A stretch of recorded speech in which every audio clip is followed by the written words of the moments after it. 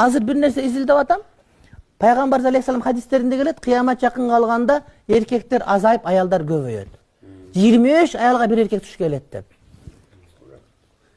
Бул каяктан келет билесиңерби? Эркектер азайып көбөйөптөн эмес. Эркектик касиет барган сайын азайып атат. Эркектер жана тестостерон деген азайып атат, барып отуруп, эркектерди касиет азаят. Барып эркек деген бала төрөлбөй да калат, урматтуу бир тууганым. Анткени биздин жашоо тартибибиздин бардыгы эркектер жашоо образын бузуп койду. Азыр үйлөнгөндөрдүн 3төн 2синде жыныстык мамиле жок дейт үй бүлөдө. Эмнеге дегенде ушундай проблема пайда болду дейт. Ошол барган сайын көбөйөт дейт. Анткени жашоо образ бузулду, даватка чыкмай, жок педал жагмат, жок башка жок, эч ким баспайт.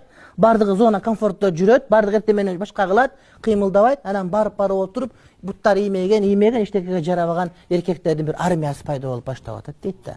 Ана биздин жеп аткан тамактарыбыз, Кытайдан келип аткан тамактар, жанагы биздин ачтыкы деп жанагы дрож жеп аткандардын бардыгы гормондордун баарын өлтүрүп, булар аялдарга караган эркектерге көбүрөөк зыян тийгизип атат экен да. Бул пайгамбар алейхиссалам айткан осуят жөндөн келбейт. Мен таң калып атам, карап отуруп, анткени ошого биз айланып кетип атабыз, урматтуу бир туугандар.